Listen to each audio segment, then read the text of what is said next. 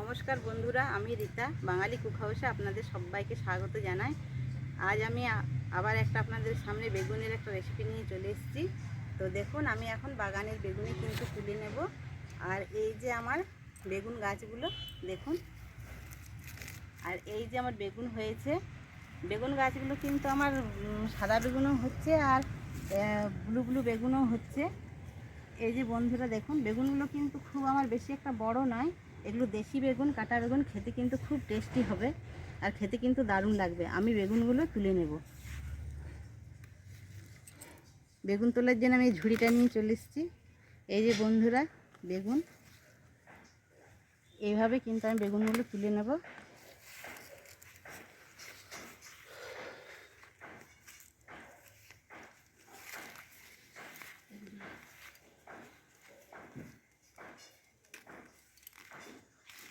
এই যে কি সুন্দর বেগুনগুলো দেখুন।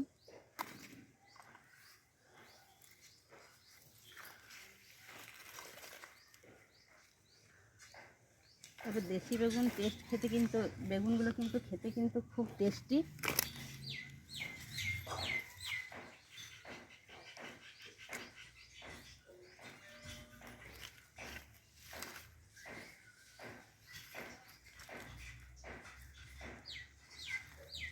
এই বেগুনগুলো কিন্তু এখন অনেক জালি পড়েছে, ছোট ছোট বেগুন আছে।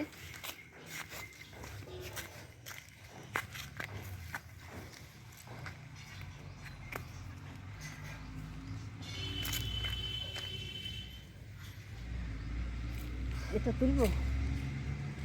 তুলো। আমার বাগানটা কিন্তু পুরো গাছের ছায়া পড়ে যাচ্ছে, ওই জন্য কিন্তু সবজি ভালোভাবে হচ্ছে না। এই যে এখানে পালং শাক লাগিয়েছি, পালং শাকগুলো কিন্তু সব পোকাতে খেয়ে দিচ্ছে। এই যে সব পোকাতে খেয়ে দিচ্ছে, এখন কিন্তু শাকগুলো খাওয়া যাচ্ছে না। আর এই যে এখানে আমার দুটো আম গাছ আছে, আম গাছের পুরো একদম ছায়া পড়ে যাচ্ছে। ওই জন্য আম গাছের ছায়াতে কিন্তু একদম রোদ আসছে না বাগানে। রোদ না এলে কিন্তু বাগানে ভালো সবজি হয় না। আর ওখানে একটা পেয়ারা গাছ আছে, খুব সুন্দর আমার গাছে পেয়ারা হয়, খেতে কিন্তু দারুণ লাগে।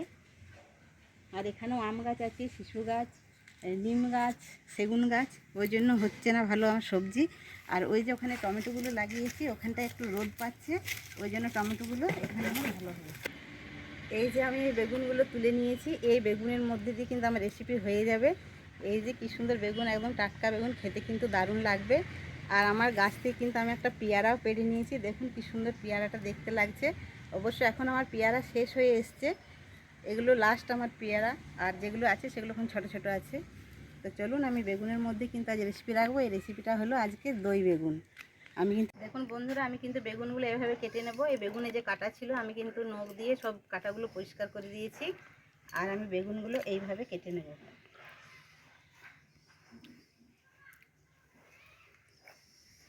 দেখুন কতটা কচি আমার বেগুনটা। এইটা কিন্তু দই বেগুন খেতে দারুণ লাগবে, টেস্ট কিন্তু দারুণ হবে।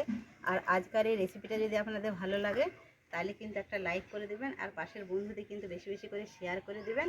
আর আমাকে কমেন্টের মাধ্যমে জানাবেন যে আমার এই রেসিপিটা আপনাদের কেমন লেগেছে। আর প্লিজ আমার চ্যানেলটাকে সাবস্ক্রাইব করে দেবেন, সাবস্ক্রাইব করতে কিন্তু আপনারা ভুলবেন না। আর পাশে থাকা বেল আইকনটা ক্লিক করে দেবেন, তাহলে কিন্তু এই ধরনের নতুন নতুন ভিডিও আপনাদের মোবাইলে পৌঁছে যাবে। এইভাবেই কিন্তু আমি বেগুনগুলো সব কেটে নেব। আমি ডাঁটগুলো একটু ছোট করে নেব, বেশি বড় বড় রাখবো না।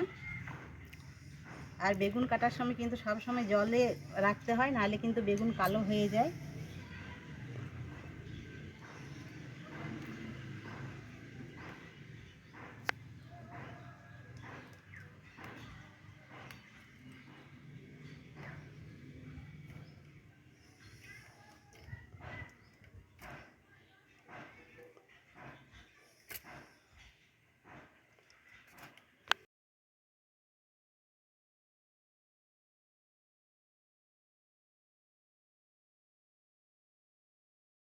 এখন বন্ধুরা, আমার কিন্তু সব বেগুনগুলো কাটা হয়ে গেছে। আমি কিন্তু সব বেগুনগুলো দিলাম না, অনেক বেশি হয়ে যাবে, ওই জন্য আমি কিন্তু এই দুটো বেগুন রেখে দিলাম। আর এগুলো নিয়ে আমার হয়ে যাবে। আমার ফ্যামিলিতে কিন্তু আমরা 4 জনেই আছি।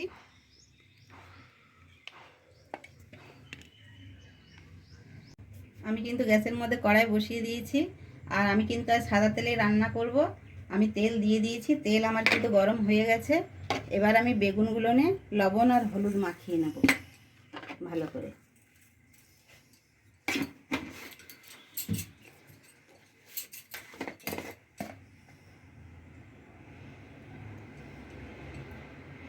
আর দই বেগুন করার জন্য কিন্তু এইভাবে বেগুনগুলোকে কেটে নিতে হবে।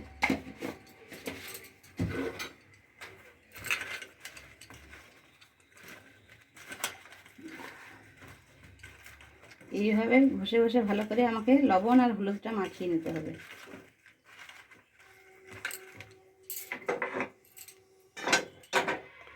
তেল কিন্তু আমার গরম হয়ে গেছে, আমি গোটা কড়াইয়ে একটু ঘুরিয়ে তেলটা গুলিয়ে নিলাম।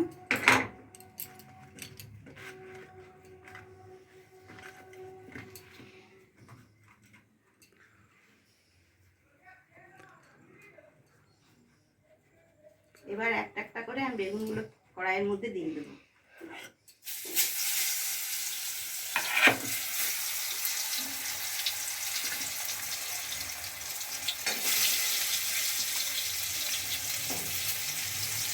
একবারই কিন্তু ভাজা আমার ফুলাবে না, আমাকে দুবার ভেজে নিতে হবে।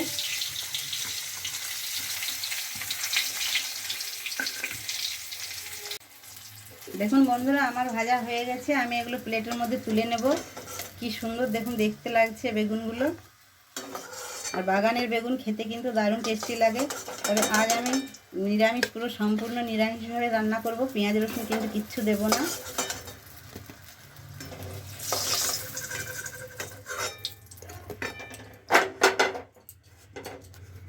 বেগুনগুলো কিন্তু একইভাবে ভেজে নেব।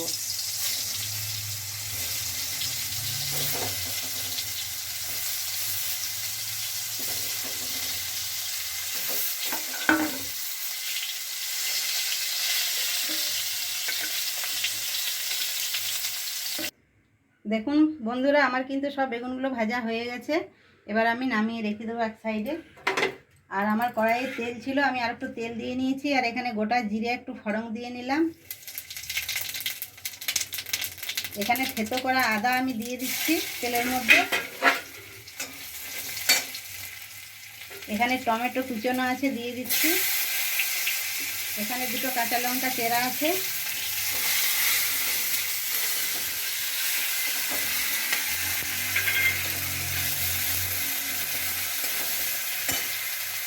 একটু আমি জল দিয়ে নেবো যাতে আমার টমেটোটা ভালোভাবে গলে যায়।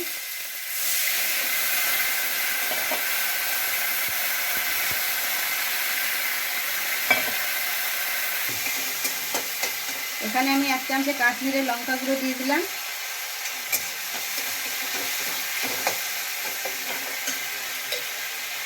স্বাদ মতো আমি লবণ দিয়ে নিচ্ছি। লবণটা কিন্তু আপনারা নিজে নিজে পছন্দ মতন দিয়ে নেবেন। আর এখানে আমি 1 চামচের মতো হলুদ গুঁড়ো দিয়ে নিলাম।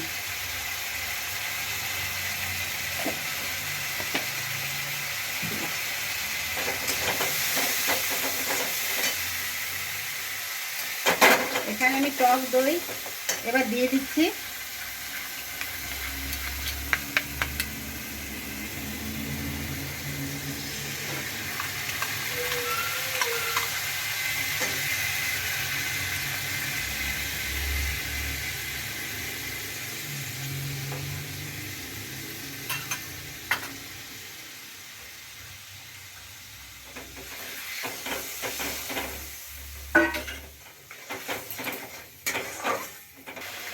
দেখুন বন্ধুরা, আমার মশলার মধ্যে তেল ছেড়ে গেছে, আমার মশলাটা কষা হয়ে গেছে ভালোভাবে। এবার আমি কিন্তু জল দিয়ে দেবো।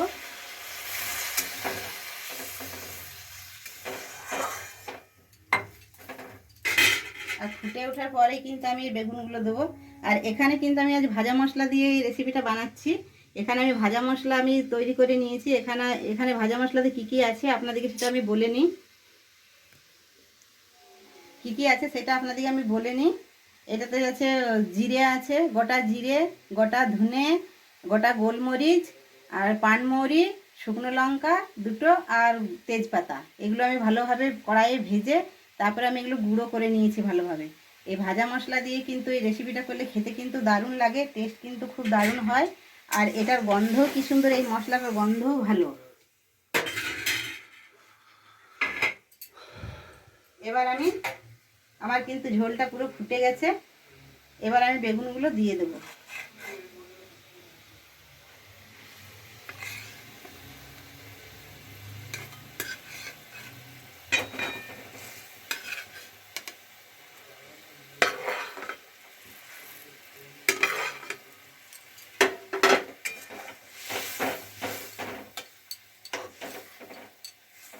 এটা কিছুক্ষণ ফুটিয়ে নেব, তারপর আমি নামিয়ে দেবো। আমি এবার ভাজা মশলাটা দিয়ে দিচ্ছি।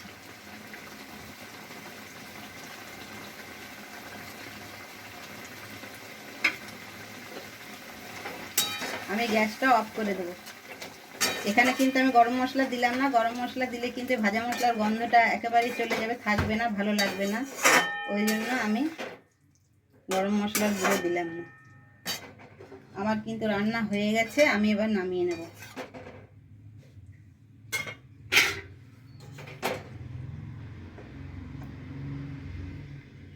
দেখুন বন্ধুরা, গ্রেভিটা কত সুন্দর দেখতে লাগছে।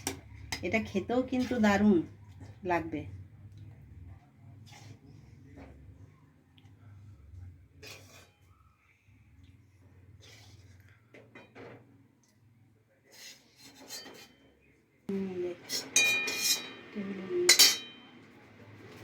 আমার দই বেগুনের রান্না কিন্তু হয়ে গেছে, আমি এখানে নিয়ে চলে এসেছি। দেখুন বন্ধুরা, কি সুন্দর দেখতে লাগছে দই বেগুনটা, গ্রেভিটা কি সুন্দর দেখতে হয়েছে, দারুণ লাগছে দেখতে। আর আপনাদেরকে তো আমি আগেই বলেছি, যদি আমার এই রেসিপিটা ভালো লাগে তাহলে আমার কমেন্টের মাধ্যমে কিন্তু আপনারা আমাকে জানাবেন। আর আমার চ্যানেলটাকে সাবস্ক্রাইব করতে কিন্তু আপনারা ভুলবেন না। প্লিজ আমার চ্যানেলটাকে সাবস্ক্রাইব করে আমাকে উৎসাহিত করবেন, আর আমার পাশেই থাকবেন, আর পাশে থাকা বেল আইকনটি কিন্তু ক্লিক করে দেবেন। তাহলেই কিন্তু সবার প্রথমে এই ধরনের নতুন নতুন ভিডিও আপনাদের সামনে পৌঁছে যাবে। এখানে আমি ভিডিওটা শেষ করছি, আর কিন্তু আমি বেশি বড় করছি না। নমস্কার।